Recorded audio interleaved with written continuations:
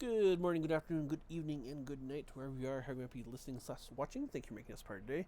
I am Justin, I'm Alexander. and we are the hockey podcast you're about to hear. And Alexander, did I tell you I can't stop thinking about Bruce Willis movies lately? Um, why? I don't know. I just can't seem to shake it. It's just somehow it's Die Hard, I guess. Okay. I, I I just, wasn't sure where that was going yeah, because there's a lot of Bruce Willis movies. they're so unbreakable. Yeah. And on that note, where do you want to start? Well, we should probably pick up where we left off last time, which last time we had watched the first game of the Stanley Cup Finals between the Tampa Bay Lightning Mm-hmm. and the Montreal Canadiens. Well, after mm, a little bit of a fight, maybe, Yeah. kind of, but not really.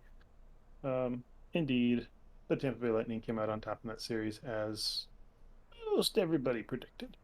Mm-hmm. So, um, and I think there was a number of people that picked Tampa Bay just to win the Stanley Cup at the start of the previous year and at the start of the playoffs and through every round of the playoffs because this really wasn't a surprise by any stretch of the imagination. And rightly so, Right. because they were a very, very good team for reasons that we may or may not get into. Mm-hmm. Uh, what were any of your takeaways from the Stanley Cup final that we last watched? Yeah, I thought, yeah, it definitely was Lightning to lose, but I was kind of surprised that what was it, game one that was just such a blowout, and game three, I don't know, two of them were like really just blowouts. And with how Montreal been playing up until that point, I thought they would give Lightning more of a fight, Hmm. but they didn't. Like a couple games were good, and then a couple games were not so good. So I'm glad they won one because then nobody's like, oh, they didn't deserve to be there, and blah blah blah blah blah blah. Blah. But yeah, it was alright. There was one game early in the series, might have been game one, I'm not sure, where Montreal has controlled the onslaught of Tampa Bay fairly well. They've played a very even game, I believe ending the first period or second period. I don't know the second period. And Tampa Bay scores with like point 0.4 left on the clock Oh to break yes, the tie. And that basically, I think that was game two. I think that was game two. And that, in my mind, basically broke the series from the standpoint of you have played your best game, you have given them the best fight you can give them, Mm-hmm. but you let off the gas for 2.5 seconds at the end of a period, and they broke you right there. Yep. That's how fine of a line it was for Montreal to be able to be competitive in this series. If they go into the third tied Oh and yeah. get a goal, force overtime, something, and you have a 1-1 series, that's a totally different ballgame. As soon as Tampa Bay scores, it's like, I don't think Montreal's getting another goal past these guys. Mm-mm. And sure enough, Tampa Bay goes on to win that game, and then the next game, and then to satisfy the mayor of Tampa, they go ahead and lose game four so they can come back and win in game five, Yep. um, which was fantastic. Which I will say, I'm glad that the Canadians did win one on their home ice with only 3,000 fans in attendance there. I mean, I was trying to count from my vantage point, and I'm pretty sure there was less than 3,000. I Right? I didn't like see. got up to like 200 every time I started counting. So Yeah, yeah, yeah. I feel like it's pretty good. But yeah, and then the same thing. Glad Tampa Bay was able to win on home ice. That's always going to be a special feeling, and I think it's been a few years even since Stanley Cup winners won on their home ice. Yeah, we've had a lot of road victories or empty arena victories or Mm-hmm. whatnot. Like, Yep. yeah, that felt like hockey was back in that Yes, that was a great feeling. I don't know if I way. said this last time or not, but I didn't realize how much I missed fans until the playoffs hit. It's Hmm. like I had gotten used to it. It's like, all right, yep, this is fine, whatever. And then the fans and all the energy and excitement is like, oh, okay. I did miss this more than I realized I did. Yeah, it makes the sport that much better. It really does. And so that was, yeah. Wish I had a team that was in it that I could have gone into a game. But Yeah, what, same what here, same here. what you Although gotta my do. team wouldn't have had fans in there anyway, so wouldn't have mattered. But still would have been nice. You wouldn't have been able to cross the border and Yeah, go see it. exactly. So yeah, it's kind of stuck either way. Mm-hmm. They would have had to have made the finals against the Avalanche, I think, in order for you to be able to go see a game. At which point you would have had to pay like Ugh. 5 or 6 grand a ticket to Yeah, go. more Yeah. money than I had available. Mm-hmm. Like Mm-hmm. much more money than I had available. Exactly.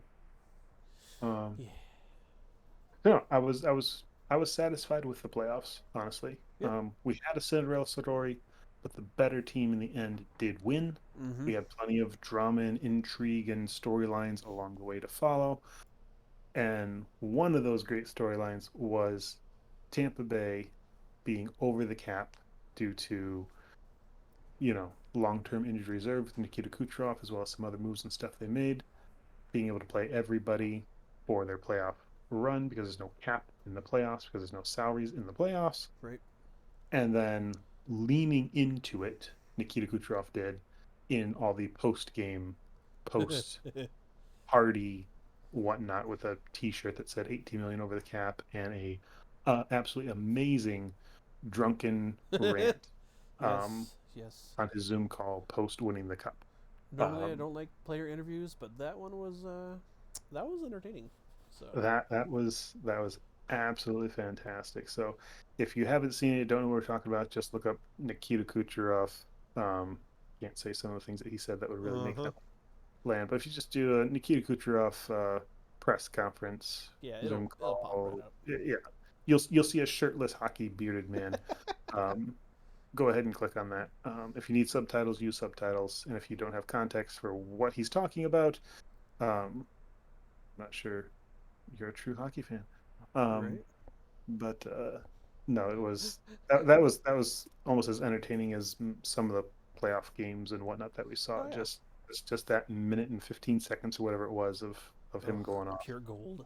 Like if Um, they have more player interviews or coach interviews for like that, I would actually be interested in watch them, but they're not, True. so I don't. Yep.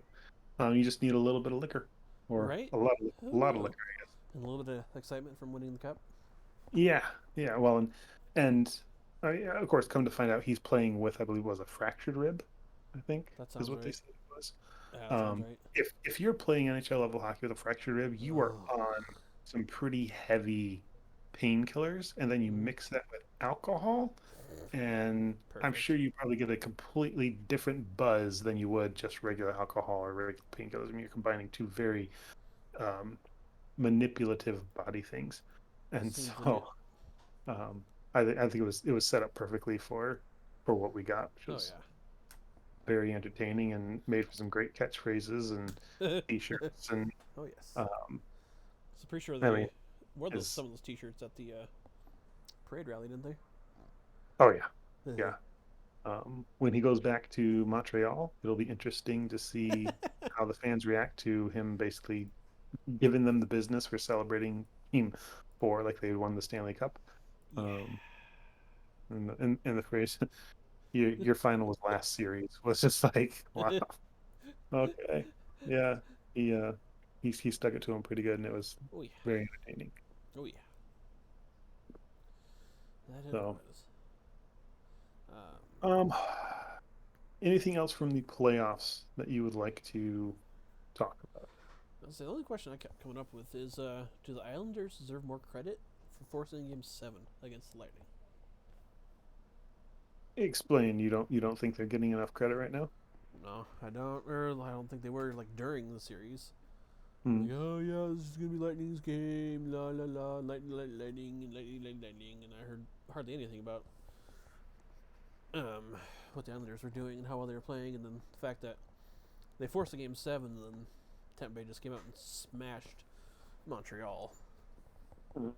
I mean, I think the Islanders did Oh, better than a lot of people expect them to do against the Lightning. so I think there's a couple different aspects to this. One, I think we knew that Montreal's Cinderella run was coming to an end, Mm-hmm. um, and that they really were not the best possible team that Tampa Bay could have been facing out of the 8 teams that they were on the opposite side of the bracket eventually. Um, and so part of that is a better team might have pushed Tampa Bay to 7 or beat them, and they weren't playing that. Now, for the Islanders, coming off the previous year where they lost in, I think it was only 5 or 6 games. I think it was 5 games to Tampa Bay in the conference final the previous year. You expected maybe, I guess I wasn't surprised with the 7 game series between those two teams, given the history and that it is hard to beat Barry Trotz in Huh. back-to-back years Yeah. in anything. Right. Um, I mean, you're gonna get coach. He just didn't have talent that and they could keep throwing over the lines over and over and over again. As we'll talk about in the offseason, Tampa Bay got rid of some guys that are going to go play top 2 or 3 lines on the teams that they signed with that were third or fourth line players for Tampa Bay. That's how much better their players were Mm. than the other teams they were playing, which is amazing. Um, Yeah. and maybe slightly illegal, but uh, Eh. it's they didn't do anything wrong. There's nothing that they've done that's like under suspicion or whatnot. Mm-hmm. They just use the rules the way that they're allowed to be used. Yep. That's a little iffy, but the NHL has not changed the rules when this happened before. So yeah, Right. just whatever you can get away with. Right. And my thing is like, how can you bank on Kucherov coming out on fire like that? Like usually, I think it would take a couple, 2, 3, 4, 5 games where he would get back into regular form. But no, he was like, boom, right out the gate. So it's like, oh, I didn't see that And one coming. So and some people he had been skating with the team for a good month prior. It's not mm, like okay, he's healed up. He's had 2 weeks of his own personal training camp going. He'd been skating with the team and practicing with them for a substantial amount of time. Like he was actually ready to go, but obviously they couldn't bring him back until they didn't have a salary cap. right, yeah, Um, yep. but also the season also got extended by basically an extra 2 weeks because of the Oh Vancouver yeah, COVID thing. So I mean, he should have come back in early April, right, not right, early, right. early Didn't May or think whatever about it was that. when they were supposed to start, and they basically added 10 to 14 days to the start of the playoffs. That again gave him more time. So it was all a perfect storm to set that up. Pretty much, yeah, pretty much. As far as the Islanders deserving more credit, if you have an older brother and you play something against them repetitively, there will be times where the older brother will let you get a little bit closer to beating them and then just turn it on and be like, yeah, but you're not going to beat me. Kind of thing. And it's really annoying, but they do it just so that you feel like you're doing well and Yep. then Dangle that and then carrot, beat you. dangle that Yeah. carrot, and then just kidding. I mean, not that Tampa Bay did that, but it looked a lot like a okay, okay, yeah, you guys are getting close. You can get closer this time. Yep, good fight, good fight. Yeah. Dunk, you're Here done. you go. Uh, Okay. kind of thing. It's Anyways, like when they want to shut the door, they can shut the door, and they did. Um, yes. particularly Vasilevsky shut the door. I Oh mean, he yeah, just a shutout. It's like, what are you gonna do? We can't score against their goaltender. How are we gonna win this game? Well, you're not. It's a mathematical yeah, impossibility. yeah. It does make it rather difficult, yeah. Mhm. Which finally, my prediction from like a year or two ago maybe finally came true. Vesna went, or the not the Vesna, the MVP of the playoffs went to a goalie. Conn Smythe. Thank you. Yes. Once I had Hmm. Vesna on the brain, I couldn't think of anything else. So yeah, the Conn Hmm. Smythe finally went to a goalie. It's like yes. Well, I mean, they gave it to that guy in Vegas. Oh, that Oh, was so funny. oh. Okay. So, but So anyway, do that's the Islanders deserve? I mean, they can have as much credit as they want. In the end, you still lost, just yep. like everybody else did to Tampa Bay. Um, Yeah. there's no prizes for second, third, fourth place. Just don't tell that to the Indianapolis Colts, but here we are. Um, I would say it makes their off season interesting because if you go to the conference finals in back-to-back years and you lose to the eventual Stanley Cup champion back-to-back years, do you just say, you know what? Let's roll this dice a third time because we're not going to have to face that team again because now they have to break apart a bit for salary cap reasons. And we can come back with a strong team just like we've had before. Yeah. I could see maybe the Islanders break through and get to the cup final next year, Yeah, I wouldn't uh, be surprised by it. Well, at or this miss the point, playoffs entirely because it's the NHL. Who knows? yeah, parody, yay! Until it bites your own team, then it's like, no, no parody, bad. So an annoying thing that I saw earlier. couple times this off season was a who's the better team in New York, the Islanders or the Rangers? Cast your vote below. And it's like Uh-huh. the Rangers have not made the playoffs. The Islanders have gone back-to-back years to the conference finals. Why are you asking me this question? Why is this a question? It's to make the Rangers feel How good is about this a themselves. thing? Yes. So no, the Islanders are the team in New York right now Oh yeah. until otherwise. Yep. Um, Now I may have some more bold and crazy, spicy predictions when we get to our season preview episode regarding the Rangers, but we actually maybe Yeah. talk about them a little later. But All right. anyway, That's for next cast. Yeah. okay. So that's summed up and ended the 2020-21 season, which is all played in 2021. Right. The off Season season ends, started in everything 2020. ends, So the off season starts, and we begin that with a draft in Seattle for them to mm-hmm. pick their new team. We move on right to a draft for the entry draft for all eligible hockey rookies, and then moved right into free agency. And so there was a week and a half worth of time basically there where things were just popping, absolutely popping, because we had like a draft on a Wednesday night, then we had draft Friday, Saturday, and then we had free agency start on Wednesday, and guys were signing Wednesday, Thursday, Friday. In amongst there were trades and things being made. There was a lot of stuff going on around all that. There was on my phone, the notifications I get from the insiders on their tweets and stuff. It was just like it popped a lot. Um, uh-huh. so if we back up then to just the Seattle draft, do you have any thoughts on the Seattle Kraken's entry draft, or I guess whatever you want to call their Yeah. draft? Not the. Yeah. Entry draft, but entry into the league, not entry for the players in the league. Yeah, it's Mhm. confusing. Um. Yeah, they took Mark Giordano, captain for the Mhm. Flames, which makes me sad, but also kind of confused me at the same time because he's old, man. He's Mhm. old. Like I think he's probably maybe he only has like a year or two left unless he pulls like a Joel Thornton and just keeps playing and playing and playing and playing forever. Uh, Um, Daniel Chara style. yeah, that too. So I mean, maybe he can, but I mean, it's sad to see him go. But I don't know. His play kind of took a dip last year, but I think a lot of people's did for maybe like due to like COVID schedule or who knows what. Right. But yeah, still sad to see him go. Still think it was probably a choice by Seattle. Get some leadership in there and all that good stuff. Can't have too much of that. Mhm. Um, what about you? So when it came to their draft, I thought it was hilarious that every single draft pick was leaked prior to Oh the yeah, show that ESPN put on for it, I which do remember this is now. um, on par for the NHL. Oh yes. and and most of it was done by like one insider who just had the hookups, and he had everybody labeled and figured out. There was one guy he couldn't get figured out, and that was the guy in Detroit for like 4 hours. Like they had everybody within like the first 30 minutes of basically the list being submitted to the Mm-hmm. league, except the guy in Detroit. And I was like, see, Eiserman, runs a tight ship. Well, apparently they couldn't get a hold of the player to tell him he had been taken, and therefore that like his phone was off and he was golfing or something like that. I was like, yeah, we couldn't Right. get a hold of him to let him know. So it's like, well, then you can't go public with that information apparently, or the right person wasn't available to leak that information until they got a hold of that person. Yeah. Which for us was a guy named Dennis Cholowski. Uh, I'm not heartbroken by losing Dennis Cholowski. There's a number of other guys that I was afraid they were going to take. I didn't take any of them.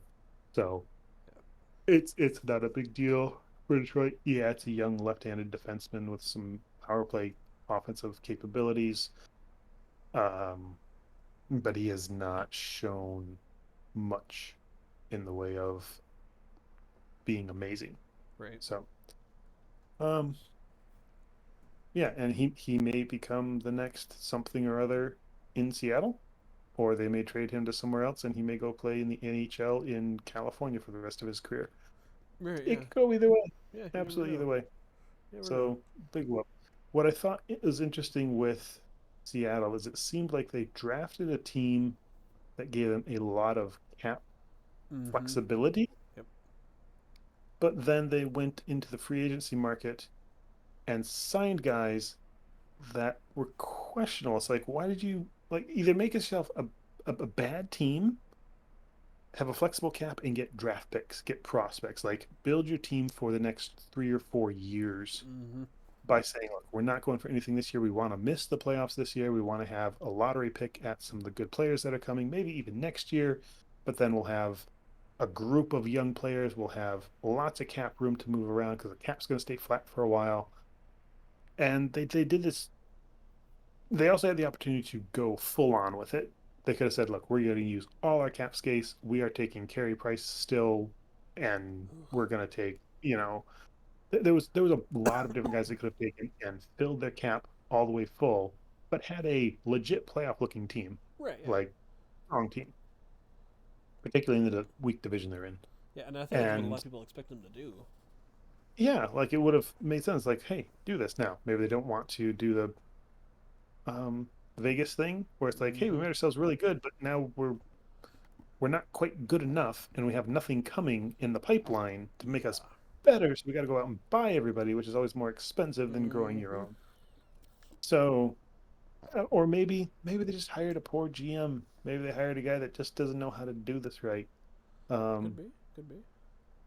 they I feel like the Seattle franchise wants to do more than just hockey. They want a climate pledge arena. They want a lot of diversity in their hiring and in their public face. And that's fine. I don't know if they're hiring the best hockey people in each situation to make the best hockey decisions just as hockey because they're thinking broader than just Right. hockey. Yep. And I think that showed in who they ended up taking. Um, so they're being run a little bit differently, I would say, than Huh. most organizations. Yeah, I would agree with that. And um, hockey isn't quite that diverse yet, to where you're going to have, you know, where the best people aren't just all these, 50-something-year-old white guys. I mean, that's the way it's been. It's all your head coaches, it's all your general managers, it's all your GMs, your Mm-hmm. presidents of hockey ops and whatnot. Um, So if they want to buck that trend, they're taking a hard road, but they're going for it. Um, and hey, nobody came out of the Vegas draft saying Vegas might challenge for the cup this year. It Oh was no, they had terrible odds to make Vegas it. was like trash, and then they caught fire and played hot and grew together and had that whole us against the world, nobody wants this kind of thing. And great. And then they've kind of thrown that whole thing away over the last 3 years with the way that their Yeah. management has handled things. Um, I guess I wasn't impressed by Seattle's draft and their choices that they made that day and then going forward.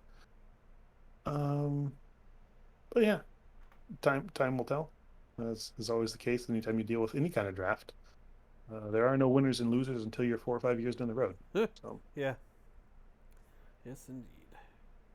mhm. um, for the entry draft, we draft a bunch of rookies. Did anything stand out to you from the rookie draft this year? Um, Not really. I mean, I kind of pay attention to it, but not really, because my thing is I don't really know any players coming in, and then like three-quarters players coming in we don't ever see, or if we Hmm. do, it's like 5 years down the road. The Right. only thing I think about is Buffalo going to Buffalo, and their number one pick is like, I'm going back to the NCAA or wherever he's going instead of Hmm. playing. Hmm. I mean, the Flames picked up a right winger. Can't have too many of those. You know, a Hmm. right shot right winger more specifically. Can't have too Well, many of those. So, excellent. but I mean, other than that, it's like me. We'll see what happens Okay. whenever they come up. Hmm. So, for me, the draft, obviously being a team that does not compete for the playoffs but competes for draft lotteries, I'm a little more in tune to the playoff, to the lottery and the players and the histories and the potentials and whatnot. And I'm mostly just an echo chamber for guys that actually know this stuff. Or I'm an echo chamber for guys who aren't echo chamber for guys that know this stuff, uh, depending on who I'm listening to. And this year was a weird year of there's probably one or two guys at the top. and then there's a nest of 4 or 5 or 6 more guys, Mm-hmm. and then after that, it's like it's anybody. So it was really, really wide open. So Detroit picking at 6 had again 6 guys on their top list. They knew they could get one of them, but they could get their second one, they could get their first one, they could get their sixth one. You have no idea. The lists this year, for a variety of reasons, were very varied as Mm-hmm. far as teams were thinking, and that makes the draft go interesting because you're like, oh man, this guy's still on the board. Somebody's going to take him, and then he falls 3 more spots, and then somebody trades up and takes him because like, how did this guy fall? Right. How is he still here? Yeah. So I thought this draft was fun to watch because it was unpredictable, That and is fun. I enjoyed that aspect of it. Uh, as far as who went where and whatnot, um, the Red Wings continue to draft defensemen um, high, Okay. and that's very much a building from the back end forward, Mm-hmm. uh, which and then they traded up in back into the first round or further up into the first round to get a goaltender, Right. and so there's a lot of big moves and bold picks that the Red Wings have made that again 4 to 5 years we'll know, yeah, those were great picks, or you reach for that guy and he never really became anything. Yeah. And I think there's a lot of GMs that wouldn't make those bold of picks because they're worried about losing their job if Mm-hmm. they don't pan out.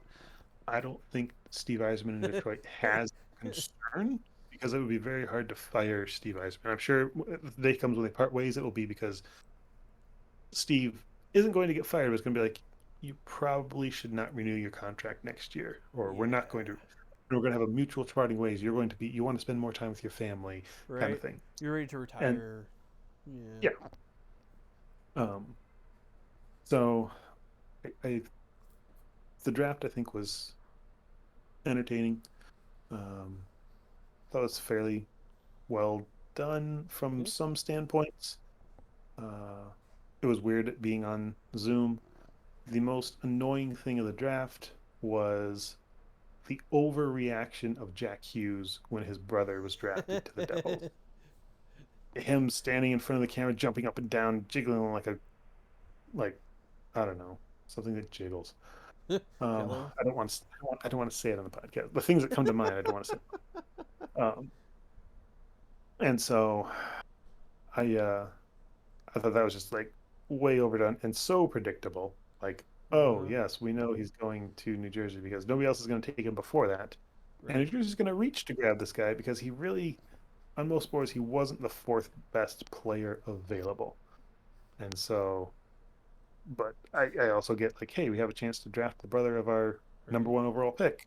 We better do it. Yeah. So I'm sure they probably tried to trade back and nobody wanted to trade back. Yeah.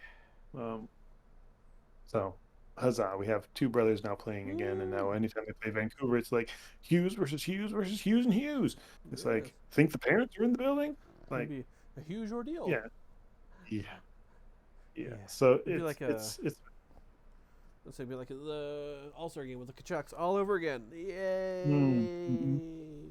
mhm. The number of brothers that are now playing with each other or signed by the same team is up Uh to huh. like 7 or 8 because the two Joneses are now in All right. Chicago. There's a couple guys with the last name of Fleury that are not related to Marc Andre that are in Seattle.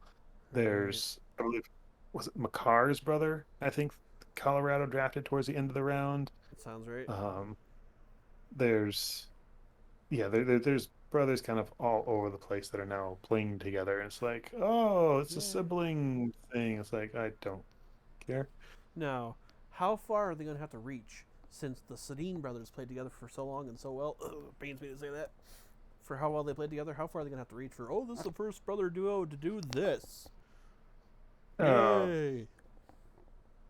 yeah, it's the first defenseman forward brother combo to combine Yes. for more than 100 points in a single regular 82 game NHL season or something like that. Yeah. Um, Oh joy. yeah, Can't wait. it's gonna suck. It's just gonna suck. That's what it's gonna Yes. do. Oh yes. Um, so, um, that was the draft, and around the draft, there was also a bunch of trades and things made. Mm-hmm. Teams moving parts around to avoid the Seattle draft, teams moving parts around to get picks for this year, teams moving parts around to get picks for next year.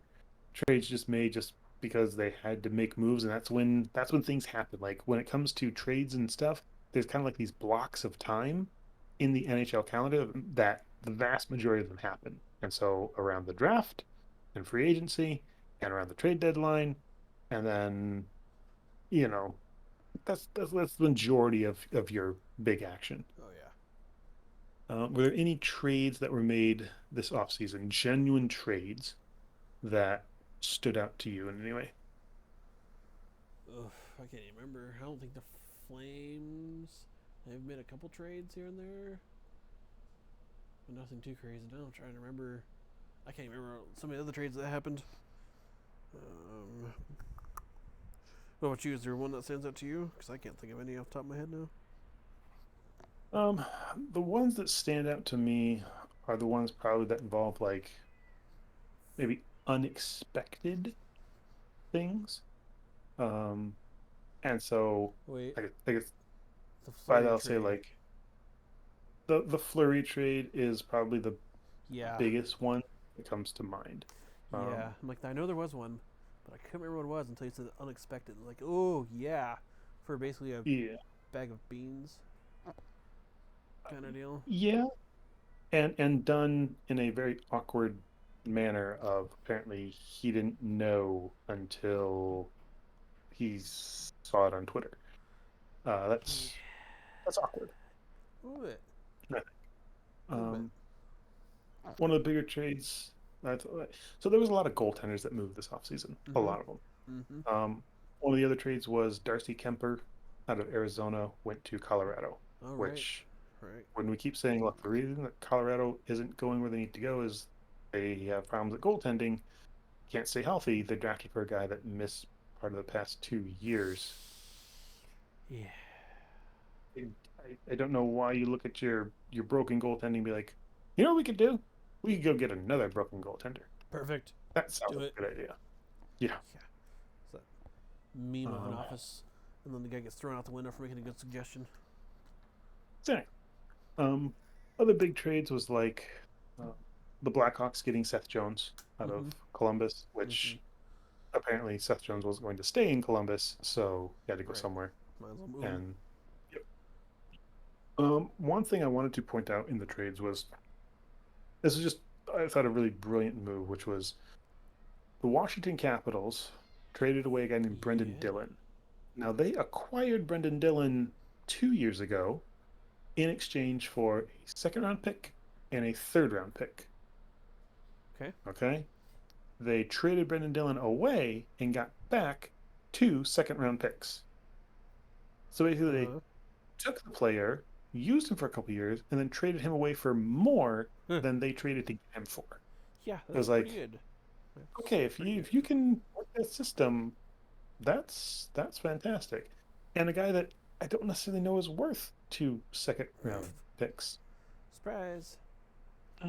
Yeah. So those are some of those ones that stand out. I know there's more that I'm forgetting. Mm-hmm. I know Ryan Ellis, who I think of as, one of the iconic Nashville Predators just because he's got the beard, Right. um, going to Philadelphia. Philadelphia had a really busy off season. Yeah. I think there's guys that are probably trying to save their jobs because they didn't make the playoffs this last year. That's like some people some people thought that they would win their division last year, and Who would that be? I have no they idea. ended up not even making the playoffs last year. So Yeah. A yeah. little egg on the face. But here we Hmm. are. Yeah. So, and there's a few trades involving just like signing rights and stuff, guys that were going to be free agents that basically they traded them to have the rights to sign them before free agency, and they basically went knowing, oh yes, we're going to be able to sign this guy before free agency and stuff. So Right. uh, that's all fine. Um, I thought the Oilers made a lot of goofy moves and signed a lot of bad contracts. It's kind of par for the course for Oilers, though, I think. So. Part of the course for Ken Holland, that's for sure. Yeah. Um, Yeah. I'm trying to decide if I want to put money down on how long it will be before McDavid asks out of Edmonton. I'm surprised he Um, hasn't already, to be honest. whether it's 2 years or 3 years, but it'll be one of those two. Right. I'm pretty sure. Yeah, I mean, yeah, So probably. yeah, we'll see how the rest of it goes. But no, there was at least some trade action this year. There were some guys moving around and making things happen that made it fun. Yes. Fun, fun, fun. Busy, busy's good. Seems like there's been a couple years where it's like cricket's happening pretty much. Like, oh, Yeah. yay. Hmm. Yep. So All anything right. exciting in free agency then? There was no like major blockbuster trade this year. There was no PK Subban for Shea Weber kind of Right, deal. yeah. Um, free agency. Any big names in free agency? I know Dougie Hamilton ended up in New Jersey. Uh New huh. Jersey is looking like they're trying to go for something this year, which is Woo. okay. Great. Um, that's fine. Any free agents stood out to you? I mean, the one for the Flames is Blake Coleman, but thanks to real deal James Neal, I'm no longer getting excited for free agent signings until I see how they actually mesh with the team. Right. So, trying to remember some other ones. No, I mean, other than that though, it's can't think of anything at the top of my head. How about you? So the first thing that comes to mind is guys like in Detroit that we lost that have played here for years and years. So there's one guy named Darren Helm who's been our third or Oh, fourth line guy for years and years and years, and he ended up going to Colorado, which is like, wait a minute, aren't they supposed to be the enemy? Uh, we lost a guy named Luke Glendening who was like our power play killer guy, face-off king, whatnot. mm-hmm. Um, and that's been okay. Yeah, we thought maybe we get some from a trade deadline. Maybe he'll re-sign for one more year. Maybe we get something trade deadline at that point. Mm-hmm. And in the end, he just went to Dallas. Um, Eh. and so just seeing guys that are like part of the old guard Right. leave the team, that's kind of like okay. I, I I I said this probably not on this podcast, but that when you go through a rebuild, when you start the rebuild, you have to look at that entire roster and say there's maybe two or three guys that are going to make it through the rebuild.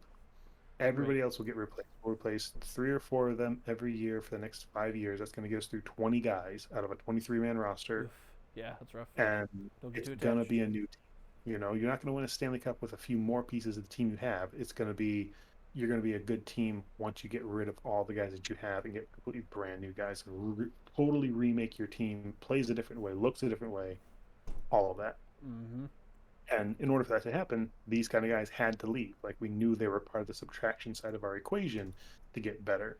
And to see that actually happening is good. Right. It's not like, oh, you know what, one more year we'll re-sign this guy and we'll re-sign this guy. It's like, no, now you're just delaying the new guys that need to fill those roles another year of development, thus delaying when we're going to be good again. Mm-hmm. So when it came to free agency, I didn't really expect the Red Wings to make any big moves. I know there was talk like Zach Hyman might go to Detroit. It's like Detroit was not in a window in which they are attractive market to a free agent. No, not quite. And Steve Eiser is not paying anybody any money right now. Nope. He's everything is short term and low dollar amount. Uh-huh. Give you room. Like he's turned over the roster quite a bit already, and he only has three guys signed through 2 more years from now. So Whew. basically, next Woohoo. year and the year after that, everybody in the roster could be moved again Right. because he signed a lot of one, two. The biggest ones he's been given is like a 3 or 4 year deal, and that's it. And then he trades away Mantha. Like he signed Mantha to a 4 or 5 year deal and traded him away the year he signed him.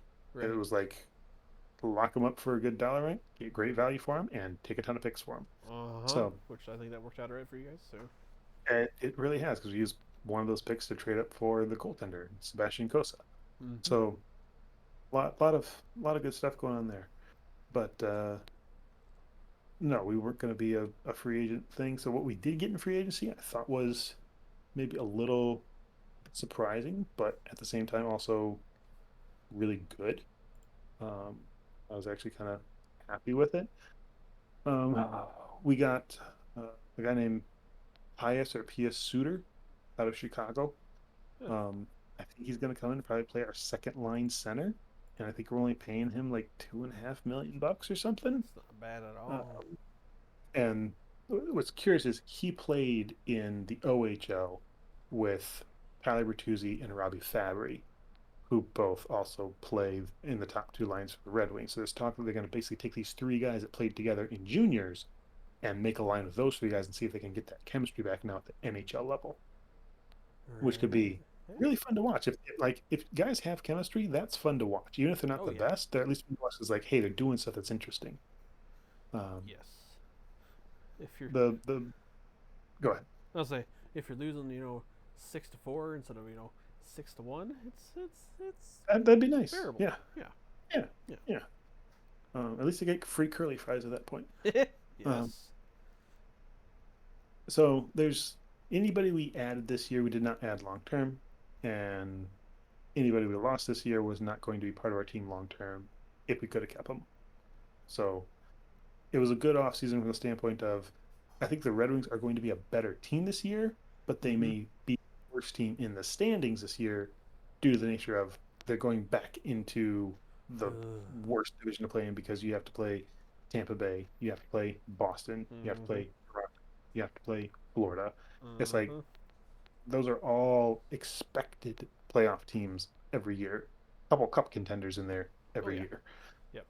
And that's half your schedule or however the NHL is set up. But it's like you play a lot of games against really, really good teams. Mm-hmm. So I think they can beat out Buffalo for the bottom of the division, and be anything beyond that would be a surprise. Nice. Be just I, gravy. we'll be picking between fourth and eighth again this coming There year. you We win the lottery and we get the new guy that's coming. We'll see. go. Yeah.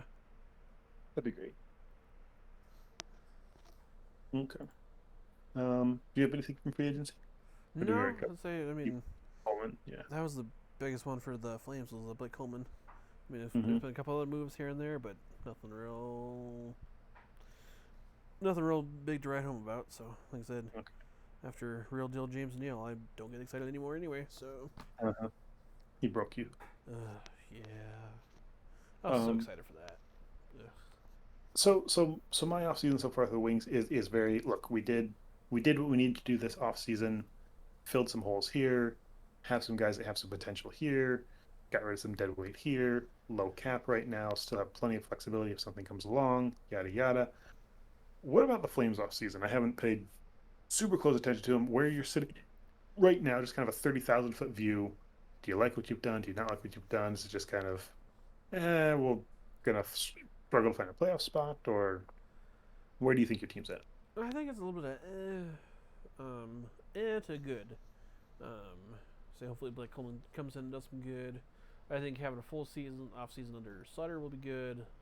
Like training camp and all that under Sutter will be good, so he can get everybody right and on the same page and knock their heads together. Because I think that was one problem last year is with the condensed schedule. There's hardly any practice time, so I think he had a hard time getting everybody on the same page. And so, if he get everybody on the same page and pulling towards, I mean, I think the Flames could be in the top three in their division, maybe. Mm-hmm. So there's slight optimism. Slight optimism. I don't think they got worse from last year. I'll put it that way. Okay, well, that's probably good news, Yeah. right? Yeah. I mean, like I said on the last one, I think if there was like 10 more games in the season, I think the Flames would have squeaked in over Montreal. Mm-hmm. So.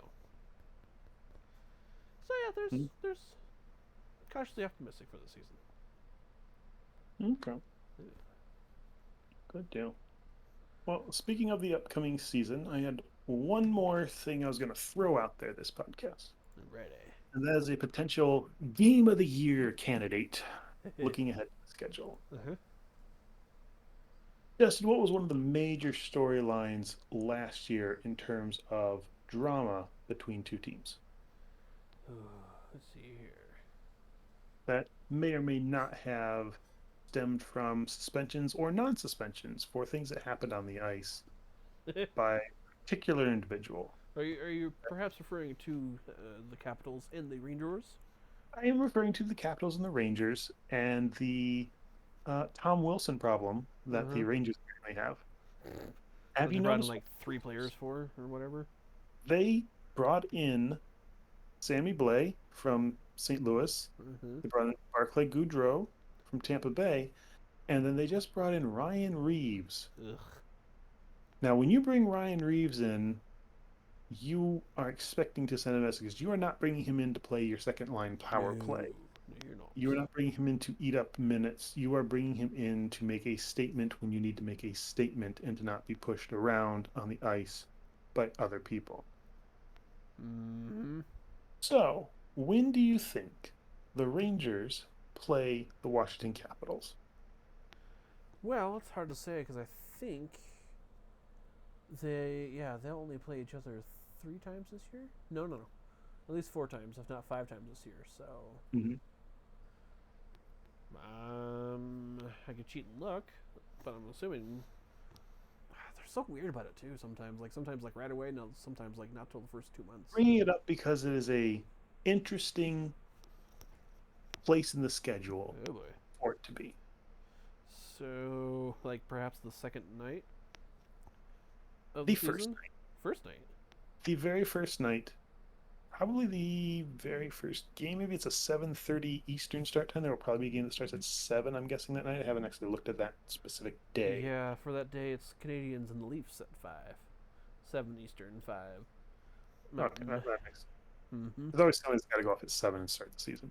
Right. But come 7:30 or 5:30, depending on your time frame, I'm probably gonna want to skip class that night Yeah. in order to watch that game happen live because that is going to be a fantastic show in my mind of okay, are the moves that you made in the off season worth it? How are you Right. going to go into Washington and play? And you get to go into Washington, right? Like you get to Mm-hmm. go into the den of your villain and say, "We're here. We're not going to be pushed around by you anymore." Kind of a changing of the guard, if you will, of kind of that relationship because the Capitals have been good for a while, and Oh the yeah. Rangers have. Yeah. And little brother's been tired of getting punched around, and I think it could be a very exciting game, assuming that it's played physical and not just, Uh oh yeah, Ryan Reeves and Wilson got into a fight, and one guy knuckled under, as tends to do, probably Wilson, huh. and they go off for their tens and fives, and okay, yeah, that was the answer. Oh yeah, that was a great answer. I Right. want to see a game where Goudreau, Reeves, Blais, all these guys are throwing the body at everybody in Washington. Right. And you know, I want to I want an old time hockey game basically. Yes. So we'll see. But anyway, I was going to put that out there as a potential game of the year, game one of the season. Essentially, it's probably labeled as game 2 or 3 because every game has an actual number Right. um, in the order in which it gets played. But it could be a really good one. I agree. Let's say look at the schedule. Flames season opener is in Edmonton on Saturday night at 8 p.m. Mountain Time, 10 p.m. Eastern Time. That'll be the game I'm looking forward to. Mm-hmm. So I think that'll be a real good tell of how the season's going to go. Mm-hmm. Hopefully there's some juice and energy back, which I think there will be with the fans back in the stands. Mm-hmm. But Yep. yeah, yeah, that's what I'm excited about. But yes, the Rangers and Capitals. I'm gonna laugh if like, oh, Wilson's not playing tonight. He has a torn shoelace or something like that, and then all the moves the Yeah. Rangers made are for nothing. Because Lingering training camp yeah, problems that we're going to cautiously hold him out of the first week of games. yeah, Uh-huh. we'll laugh if that happens, and then all the stuff the Rangers did is basically for nothing because she's not playing. Uh, but it'll be entertaining either way. Yes, yes, So, it should. Yes, and it actually, I should. think my class that night is scheduled to go till 8:20. So if I get my work done, maybe I can get home early. Yeah.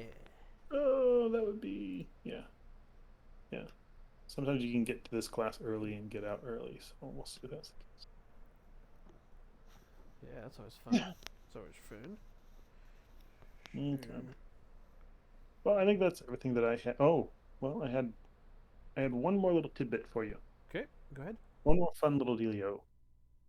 So, the year that Connor McDavid was going to come into the NHL draft, at the trade deadline, there were two teams that sold their best players that were already down in the dumps and basically had a race for last place to get the best Oh, odds yes. of winning McDavid. Do you remember what two teams those were? I feel like it was Edmonton, of course. And what's the other team? Buffalo? It was actually Buffalo and Arizona were the two Oh, teams right. that did what they could to try and get the McDavid or Eichel, right? You Mm-hmm. wanted one of those two Mm-hmm. was your drive for that. Well, and both those teams sucked. They absolutely sucked. I believe there was points where in Buffalo the crowd would cheer when the opposing team scored because they did not want to. Yep, this does sound Lo and familiar. behold, because there is a draft ball involved in this, Mm-hmm. the Edmonton Oilers, who finished third, actually ended up winning the draft lottery and taking McDavid, bumping the Sabres down to 2 and the Coyotes down to 3. Here we are 6 years later. Uh-huh. McDavid is a multi reigning MVP. Mm-hmm.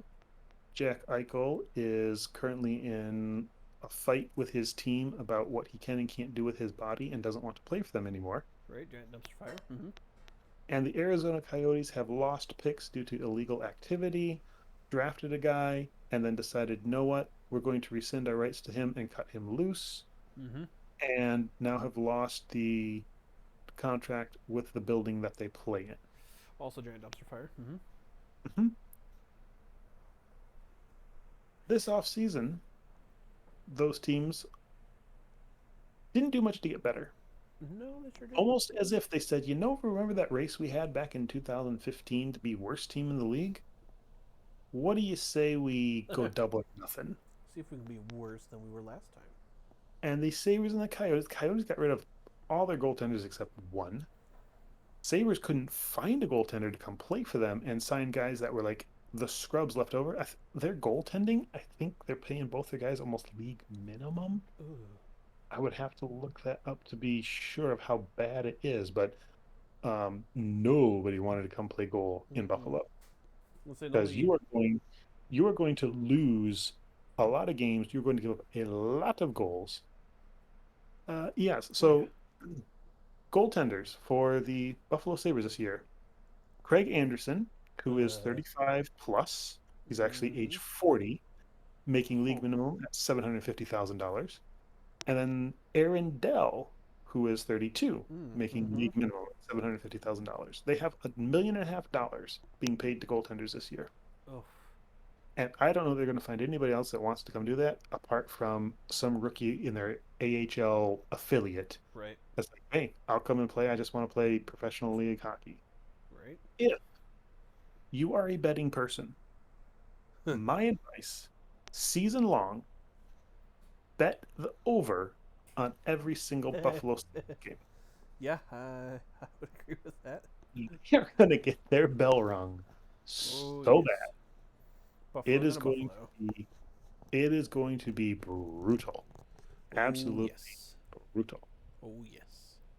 Arizona isn't tanking quite as hard, and who knows if you can trade Eichel and get something for him. Maybe Buffalo gets a better veteran goaltender and some picks and prospects and yada yada yada yada. I don't know what they could possibly get for him,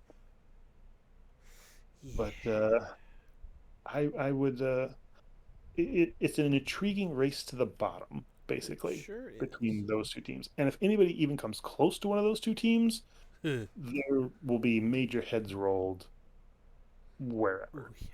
Oh yeah. because it is rough on both of those two teams. Just for fun, just for fun, Mm-hmm. without looking, goaltenders for the Arizona Coyotes. Ugh. Could you name any of them? No, because I can't remember. The only one I can remember is Kemper, and he gone. I can't remember the other Oh, guy's name. Um, Auntie Ranta, I think he went Oh to yeah. San Jose. Oh yeah, he's gone too, huh? Do you know who played goal last year in Buffalo? Several guys. I remember there's one that actually had like a winning record. Okay. Well, it probably wasn't Carter Hutton, was it? No. But Carter Hutton, 35 plus, is your $750,000 goaltender. Ugh. And a 23-year-old guy named Yusuf Konar is your other goaltender in Arizona. Already. Again, bet the over. If you're Yes. playing Colorado, if you're playing Washington, if you're playing Tampa Bay, if you're playing Toronto, bet the over heavy on those games, guys, because there's going to be a lot of bell ringing at that point. Oh yeah. That that horn is going to wear out We have to get a with the new amount of one. goals that are going to be scored. Mm-hmm. There are two professional hockey league teams that are basically putting out on the ice AHL level goaltending this year, as it stands right now.